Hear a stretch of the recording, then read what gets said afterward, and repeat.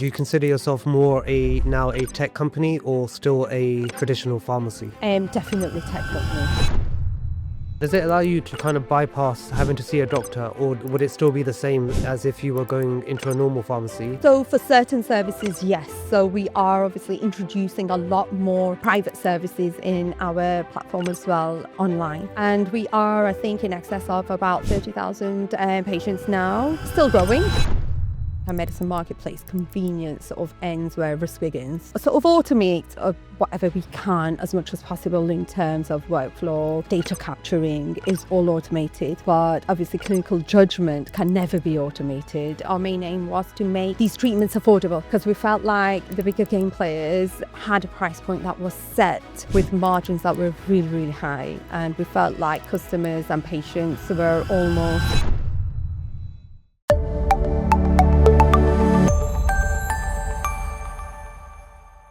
Sham, thank you for joining us on the AngelLinx podcast. Sham, you're joining us from Medicine Marketplace. Yes, that's right. So how did Medicine Marketplace come about? What's your role in there? And what was the motivation behind building it? All right. So I'm the clinical lead pharmacist at Medicine Marketplace. It's an online pharmacy. So I'll start off right from the beginning. So we were bricks and mortar pharmacies right at the beginning. How long were you bricks and mortar? So bricks and mortar has been around for, I think, quite a long time. I think it was 2009 when they first opened their first branch. Okay. Yeah. And that was in Preston? Yep, in Preston. And then I think back then it was quite a lucrative business in terms of bricks and mortar pharmacies. You might have already seen quite a few come about.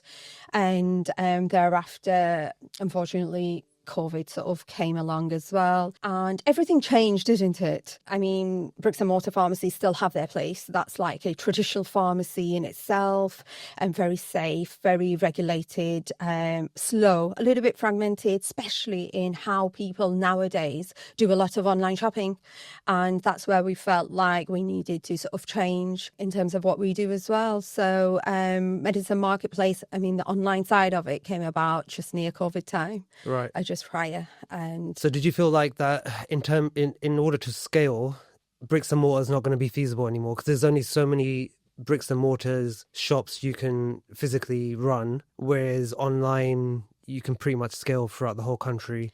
Was that kind of a direction you guys were thinking about? Or? Yes, absolutely. So obviously bricks and mortar still have their place, like we know, face-to-face. Some patients do prefer that convenience of actually visiting a pharmacy. We felt like online pharmacy lacked that, and that's something that is very pivotal and core to Medicine Marketplace and what we do as well. So even though we have an online pharmacy, that feature is still there where you can actively speak to a pharmacist face-to-face and have that 10 or 15 minutes dedicated just to yourself by building that relationship with your pharmacist as well, right. And also booking online consultations. And so with going online, obviously there's a lot of benefits, right? So from the customer's point of view, do you want to go through some of that? Like, some people are not able to always go to their doctors. Does it speed up the whole process going from A to B, or how does it work? Yes, it does. Exactly. And we provide all the services that a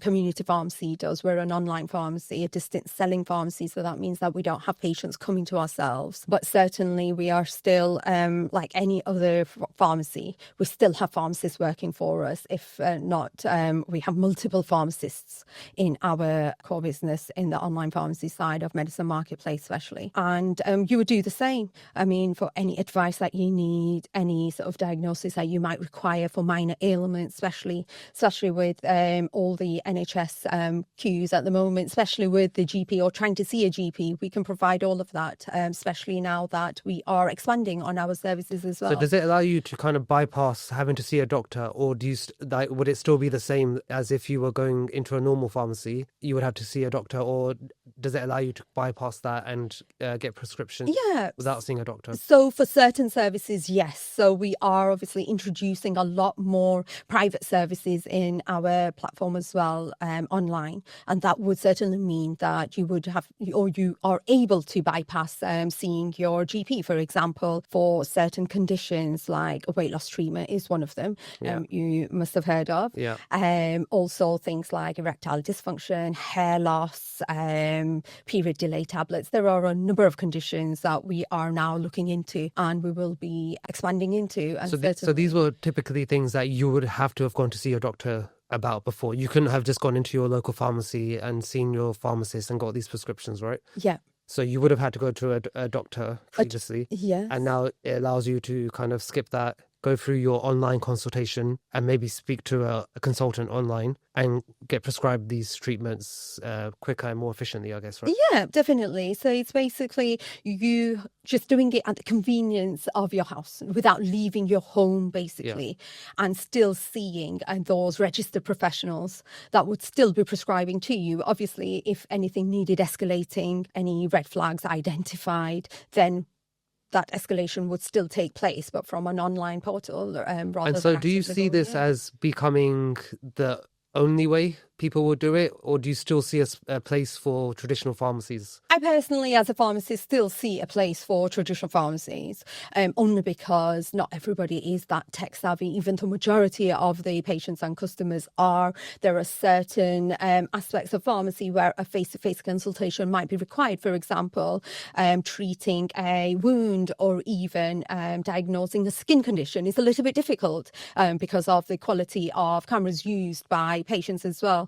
So I still feel like there is a space for And I it, guess but more evolving. there is still an element of like, I guess people have to be at home when receiving a delivery, right? So there's like an element of where people don't, they can just pop to the shops with their prescription, pick up their pharmacy, and that's that kind of done. Whereas with this, there's like, as with everything else that is ordered online, there's still a bit of a pain point with deliveries. Not Do you all not the think? time, no, because I feel like at the moment we serve or we have a high number of customers are using our platforms already in terms of ordering online medication and treatments as well. And there are still ways where they have safe spots allocated with the courier services themselves, like Royal Mail will know that this particular household, I'm allowed to leave this medication here, there, with neighbours as well. There is always the option of picking your parcel up from your local post office. So I feel like, especially in this day and age where everybody's sort of working a 9 to 6 or even longer hours,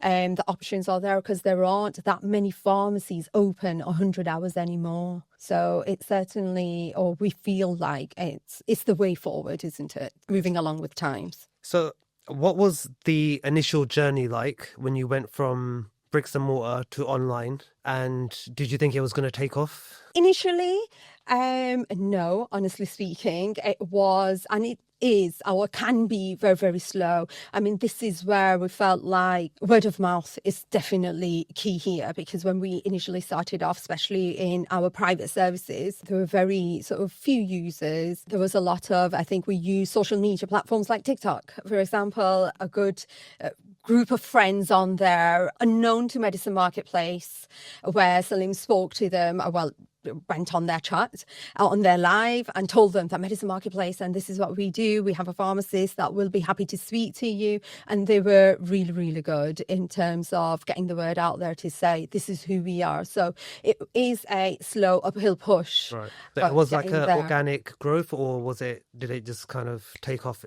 And no, obviously it was much more slower than, and we sort of did very little in terms of advertising on Google. We didn't pay for any of that. It was all through social media, and we found there was that lacking on TikTok, the pharmacist or the professionality lacking on TikTok, where every user is a Google doctor. Aren't they? Yeah. Everybody can become a Google doctor. Everybody's a Google pharmacist. And that's what we identified. So as part of our services, this is how we grew. We do social media, TikTok lives 3 times a week. And that's how we engage with not just our customers, anybody that wants the advice. I have seen your lives. Oh, have you? Yeah, I've come on there a few times. And so, like, how's that going? I mean, you said you do it 3 times? 3 times a week. I did my first not 24, all day live last week. Right. It was amazing. We had over 25,000 people coming in. Right. So it was really, really positive. I didn't think I would last, but I did. And once you get to know me, you'll know that. How many hours was it? From 9 till 6. 9 to 6. 9 till 6 That's continuously. like 10 hours or something. Yeah, so it went really well. And how does that trickle down in terms of like business? Like when you do a live, when you have so many people watching you, does that convert to paying customers, or is it more just building brand awareness? It's just brand awareness. Honestly, it's not about the revenue at all, especially with any social media lives that we do. It's not about how many numbers or how many orders are we, because we're not allowed to sell anything, are we, on social media like TikTok either. It's all about just giving advice. And that's how we started off, giving that clinical advice that was lacking because there was that much hearsay, especially around our weight management service, Right. or not just ours, just generally in the community and other online pharmacies that are much bigger than what we are, but we felt like the correct advice was not given. And that's how we started off through these online TikTokers initially. And now we do our own lives. And we never look at numbers to see, let's see how busy our portal is or our website is at all. Right. That's just independent, so engaging. It's purely just educational, brand building trust, I guess, with your customers. Definitely. But you don't really look into whether that leads to an increase in traffic or sales at that time. No, we've never looked into that at all. And I think that's more definitely something about Medicine Marketplace there. And I think it shows, and it definitely shows everybody else as well, that even when we are on our lives, we never try and make any sales. So regardless of you using us as a pharmacy or not, I'm happy to answer any questions, queries. And we do get a lot of customers coming on asking questions about their children, about their elderly parents, whatever it might be. It doesn't have to be the treatments that we sort of provide. Yeah. How big have you guys become? Like, would you consider yourself successful at the moment? Like I said, we don't really measure success with revenue, because that's not what we feel like Medicine Marketplace is success at all. In terms of numbers, yes, we started off with very low numbers, almost zero when we started off our private service, especially in the weight loss sector. And we are, I think, in excess of about 30,000 patients now, still growing, still continuing to grow, because I think when we first started and came in with a very low price point, our main aim was to make these treatments affordable, because we felt like the bigger game players had a price point that was set with margins that were really, really high. And we felt like customers and patients were almost not being able to get the treatment that was required, because they were eligible. It's just that it's so expensive. Right? It's so expensive. So your focus was more on customer acquisition at a lower price point rather than having a big focus on high margins. Yeah, in terms of that. And then also the awareness in terms of giving them all the clinical advice that was required, because we felt like a lot of platforms out there were just tick box exercises, and there you go, have your medication. Patients didn't know how they were using it, how to use it correctly, what other advice to follow in terms of when dose escalation, for example, should be taking place, and all of that. And we still get customers reaching out to us. So we know that we've not hit that point yet, because there are so many followers and patients that reach out to say, oh, I wasn't aware of this, and thank you for informing us. And those are customers that aren't even with us. So you mentioned 30,000 users or customers that you have at the moment. Is that like 30,000 repeating monthly active customers, or is that like how many you have total in your database? Yeah, total on our database. Obviously, part of them still repeating with us, still with us, for whatever reason, might have had to stop using the medication as well. But that's our active users up until now. And we're still growing, and we know. And so what does success look like to you? So success would mean, for example, being able for a regulator in terms of our GPHC regulatory body walking in and successfully doing an audit, doing a check on us, and everything being safe. And that's what we aim to do. And and we know that we have a lot of scope to still grow as well. Are you trying to build a infrastructure that is regulated in line with regulatory compliances, as well as then growing into a profitable, scalable business? Yeah, so obviously with pharmacy, everything is regulated. Everything is regulated from day dot to the end. And sometimes we do feel like even with our services growing, we have to have those procedures in place even before we've sort of got any revenue through our doors or any customers through our doors as well. And it's just a matter of making sure that all that is correct. Our, for example, clinicians feeling and being supported as well. And that's all part of success. And making sure that patients understand why a medication has been given and not been given as well, not just being like, it's a refusal, there you go, and that's your refund done. That's not how we work. So, pharmacies deal with people at their kind of vulnerable moments. So how do you deal with that, and how do you build trust as an online pharmacy when dealing with people at their kind of vulnerable moments? Yeah, definitely. It's certainly something, especially in the private sector, that I've noticed for weight loss in itself. We know that obesity causes so many other related conditions alongside it with it. I mean, depression is one of them as well. And just managing to gain the trust was really important right at the beginning as well, by giving that correct information to them, making sure that customers knew that these are our named clinicians and pharmacists working, and it's not just somebody on paper signing off to say, I'm Sham Adam, for example. So that's why putting a face to what we do, audibility is so important as well in terms of gaining that trust from our customers. So how do you balance convenience with safety and reliability? So in an online pharmacy, we feel like a medicine marketplace, convenience sort of ends where risk begins. So we sort of automate whatever we can as much as possible in terms of workflow. Data capturing is all automated, but obviously clinical judgment can never be automated, and that is the need for there is a need for a physical pharmacist there. And like I've explained a little bit earlier, regarding anything that then needs escalating in terms of red flags identified, any refusals, all of that, it can't be automated ever. And all of that obviously would need a physical pharmacist. So all the admin work can be sort of automated, but thereafter humans are required, aren't we? As in most things. Yeah, so there's only so much robots can do. Yeah. Yeah. How do regulations shape your product roadmap? I mean, regulations aren't restrictions, are they? They're there for patient safety. And it's certainly, or they certainly have been right from day dot. I think we were the first ones in online pharmacies for certain services like the weight loss service, where we did online video consultations. And now it's becoming a regulatory mandatory type process as well. So I feel like it's never been a hindrance to us at all. For example, the weight verification requirements have always been there because we had them right in the beginning.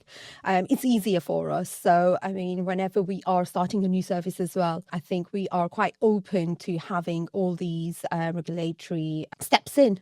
And we never look at them as a hindrance at all in terms of progressing. We have a way of capturing our patients and service users as well in explaining why it's required. And it's never stopped anybody from coming to us either in terms of using our services. And if anything, I felt like some patients, or a lot of them, kept returning because they knew we were so vigilant and so constricted with the rules that we sort of follow. Are there any products that you would want to sell but you're not able to sell due to regulatory issues? At the moment, I've not sort of come across anything right now. I mean, I always sort of say on my lives as well that we do have a lot more other services coming our way. That's why we're trying to do the brand awareness of Medicine Marketplace. I know we're reaching out into the pet sector as well very, very soon. Okay, so going from a bricks and mortar to online, do you consider yourself more now a tech company or still a traditional pharmacy? Definitely tech company. Definitely tech company. I mean, sometimes we wake up and something's gone a little bit wrong on the website, and that's when we know how important it is to make sure, like any other pharmacy, that the website is sort of up and running, because the slightest little glitch in a questionnaire could mean that a particular patient could not get their treatment that they are eligible to have. So definitely more tech now. Yeah. Where does automation help, and where is there still needs for human beings to intervene? So I feel like, especially in an online pharmacy, a lot of ways automation can help. Flagging up risks, the data capture that we've already discussed, that's certainly something where we feel like automation is needed, isn't it? It will certainly flag up certain risks if a patient has sort of answered a certain question in a certain way. Consistency as well, just to make sure that each patient is receiving the right amount and safe amount of care that is required for whatever treatment it is they require. But like I explained before, I mean, there are so many Google doctors, but it's certainly something that can't be automated, where clinical judgment, I mean, if it was, then schools of pharmacy would close down, wouldn't they? So certainly something that can't be sort of taught to a robot in any way is a safety aspect of prescribing. Well, I was going to ask, so do you think there will ever be a time where in this industry of online pharmacies where humans will be completely cut out and it will be fully AI automation? No, I think certain aspects of it can be taught, but I mean, even with AI, it's only what you teach it, that's all. So I feel like when liaising with customers, AI is not empathetic, not sympathetic, and sometimes certain aspects in terms of prescribing, liaising with a patient is required, and it's certainly not there, because when you have a consultation with a patient, it's not just about what's your name, how old are you, tick, tick, tick. There's a more personal element to it as well. In terms of knowing your customer, there might be certain aspects of their family, their history that they might want to tell you, even though it's out of context with your whole conversation about the treatment that they might be acquiring. So no, I don't feel like it can be fully automated. And I don't feel like our regulatory body would allow it either. Right. Certainly something. And what's the kind of barriers to entry in this type of industry? Can most people get into it? Is there a lot more things stopping people from getting in? I feel like it's easy to get into, but in terms of the regulatory side of it, is obviously you have to be very on it in terms of all the risk assessments. How complex is the regulatory entry into this business? Entry-wise, I don't think it's that hard. I mean, you can open an online pharmacy if they allowed you to start a private service. All of that is fine. In terms of safety and how well and how safe you want it to be, it's very difficult. Obviously, it all depends on you as an individual, because there are some very lapsy-daisy staff or members of the public out there that might have opened a pharmacy and not realise the ins and outs of it until they have that GPHC, for example, inspection. And that's when they realise that what is this? And they might have thought everything is safe.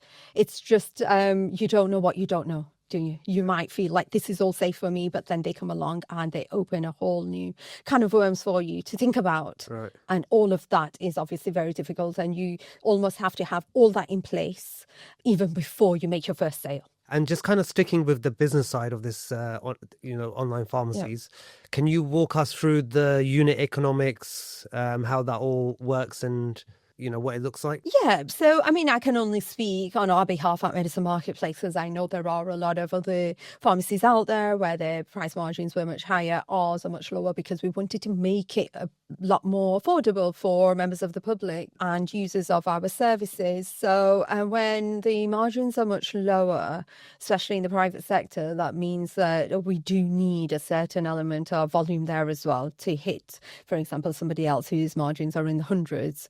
Ours are just in the pounds, not even that much. Right. And obviously the cost in giving the medication is still the same. We still have pharmacists and all the staff members that are required to sort of approve that order are still sort of required there, aren't they? So it doesn't mean that our margins are much lower. We compromise safety because that's not something pharmacy is about. Right. And that's certainly an element there. And obviously compliance, indemnity, all of that still comes into play as well with an online pharmacy like any others. So just kind of breaking that down a little bit. Let's say, for example, somebody wanted to get into this business, right?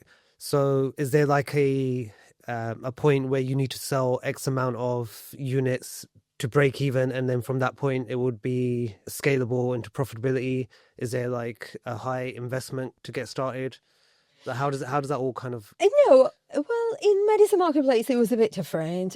We have a ops manager or director, and then myself, who's a pharmacist. I mean, if there was a pharmacist that wanted to start up themselves, it would be much more easier for them because there wouldn't really be needed. There would be no need to employ another pharmacist. I mean, when we first started up, I think our target was only about 20 to 30 customers a day that we required. Obviously, we're in much higher numbers than that, and with scaling, a lot more staff members are required because there are certain aspects of it that can't be compromised at all. So, I mean, in terms of scalability, obviously there are more staff members that are required because at the moment I think we're in excess of 30 members of staff. Whereas when we initially started just over a year ago, especially in the private sector, I think there was only about 4 or 5 of us around a desk. A couple of times twiddling our thumbs. Like I said, we started get off on TikTok during the day to think what we're going to do. So it all depends on what your scope of scalability is, because obviously everybody's happy medium and happy figure is different, isn't it? And so now you said there's like 13 of you? 30. 30. Wow. 30 members of staff from the point the order comes in all the way through packaging. Because I mean, I know I have a really big clinical team at the moment. Well, I feel like it's quite big. I think there's about 10 of us and still expanding and still recruiting. But we wouldn't be able to do it without the technology team behind us, the developers, the packaging team, because everybody plays such a pivotal part in it. And if one of them is not there on the day, we do feel an impact because we know somebody else has got to then pick up basically that work. So. Okay, so how do you think about CAC in a industry where trust is quite a big issue? For anyone who doesn't understand, CAC stands for customer acquisition cost. So I think initially when we started, I think we didn't put any sort of money into getting any customers on. Everything was done through trust. Patients that we had, word of mouth, through the social media lives that I've already explained as well that we did. So acquiring patients that way was quite easy. Obviously, we already had a team that was already quite easy for us to sort of then retain those customers month in, month out because of the service that we were providing in terms of the customer service as well. Any support that the patients required, it was quite easy as well. Obviously, as the business sort of grows, the cost sort of reduces, doesn't it? Because the same team will then be able to still manage a lot more of the patients and customers that way as well. And yeah, So do you focus more on organic growth, word of mouth, social media, stuff like that, as opposed to paid advertising and where you can really measure every pound is spent, what that equates to in terms of an acquired customer? Yeah, definitely. Definitely, because right up until I think November, we only did word of mouth, organic, like you said. We didn't use any Google ads. We still don't use any Google ads or don't pay anything to Google. So I think we've done really, really well, especially with the support that we've got at Medicine Marketplace in acquiring all our customers and everything that is required. And it's only now that we're venturing into sort of paying for some social media output there as well. And is there any like regulations that come with paid ads that you know, things that are not a barrier when you are organic, but when it comes to paying ads, there's certain things you can't do or say? No, those barriers are always there, whether you are paying or not. And it is. I wasn't accustomed to anybody, like as in I wasn't aware of anybody in any other industry, but now I know them by first name basis, especially trading standards. And yeah, so it is really important before we put a post out. There's so much work that goes behind it. It goes through so many vetting processes before it reaches me. And sometimes I will still be able to identify something that I feel like it's not allowed. Like we are not allowed to mention drug names. We are not allowed to put prices on. We're not even allowed to, for example, say 10 milligrams because people know what 10 milligrams means. And it's always a certain strengths that are sort of joined or adjoined to certain drugs. So it is. There are so many aspects of it that we're not allowed to do. But do you feel like these restrictions are valid, or do you think that it's like navigating through a minefield which is unnecessary? Like people are already going to know what you're talking about and what kind of like you said, what 10 milligrams would mean and what you're saying, what that already means. So do you think that these barriers, what they stop you from saying, are valid, or should you be able to speak openly about pricing and names and measurements and all that kind of stuff? No, I do feel like they are valid. I think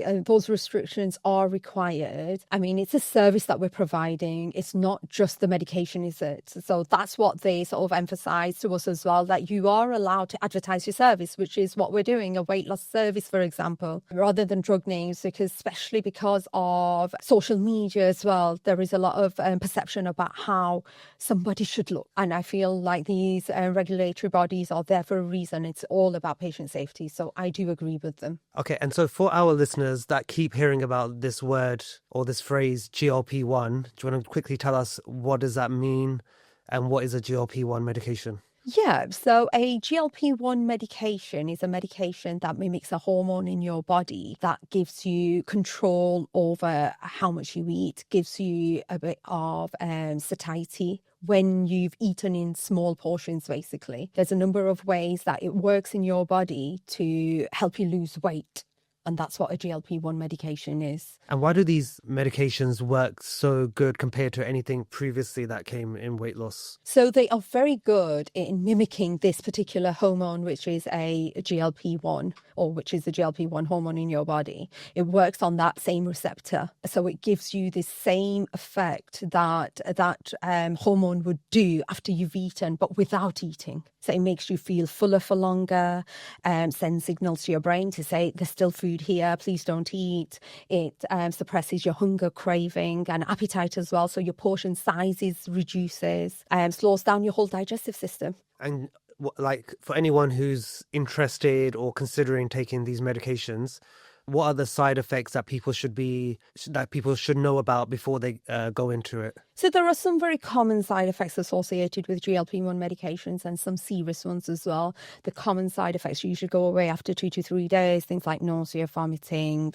bloating, sulfur burps, which are burps that taste and smell like eggs, diarrhea, constipation, headache. But the more serious ones are what we are always making sure that our patients and customers are aware of, even though you might not experience those symptoms straight away, things like pancreatitis, which is inflammation of the pancreas, being on the news in social media a lot, just being aware of symptoms that can be fatal if left untreated or undiagnosed or even unnoticed. So there can be fatal side effects. Yes, there are. You should really know about that, right? And how do people acknowledge or understand or know about these side effects? So first and foremost, before you obtain your medication, when you do apply for any type of medication, make sure that the pharmacy is registered. Make sure they are asking you about your current conditions, past medical history as well. Family history is very important as well for certain side effects associated with the medication. And thereafter,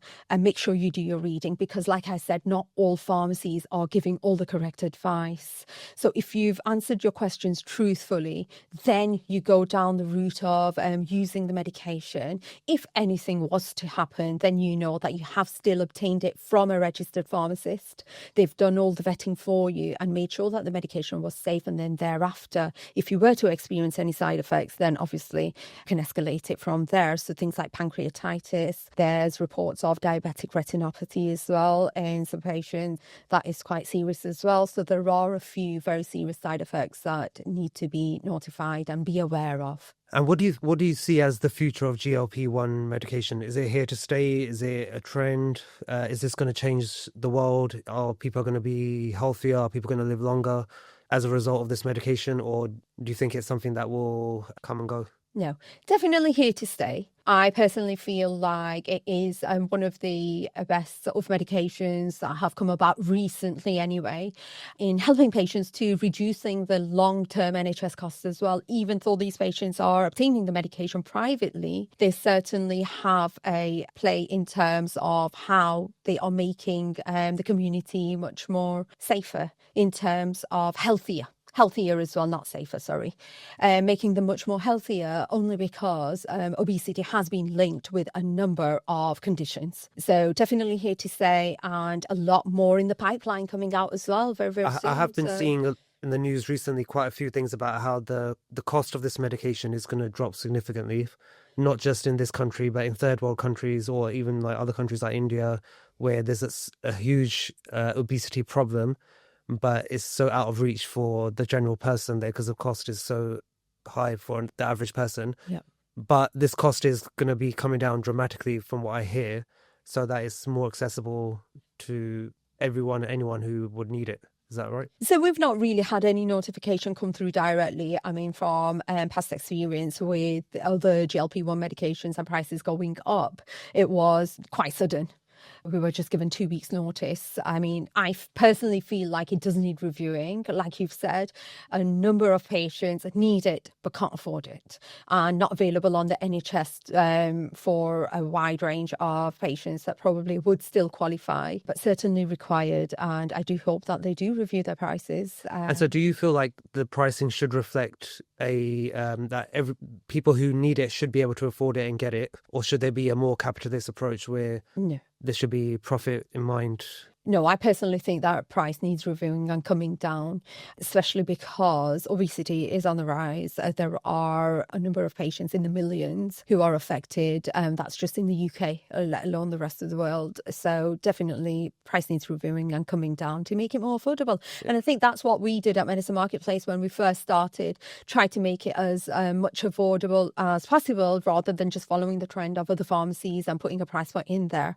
And I think that's where customers and patients started being aware of Medicine Marketplace, because I feel like when we first started, we'd get calls. I had to do a FaceTime call with somebody just showing them that I'm a pharmacist and we are in a pharmacy, because she was a nurse and she could not believe our prices. And I feel like this time round, when especially for Manjaro, where the price hike occurred, we were the first ones within 6 hours to come out with our lowest price or our price point. And I think everybody else sort of had to follow, because they knew that Medicine Marketplace, this is what they following, and we will sort of reach out to majority of the customers if they didn't follow and followed the usual trend that they were doing. Okay, Sham, thank you for coming on this podcast.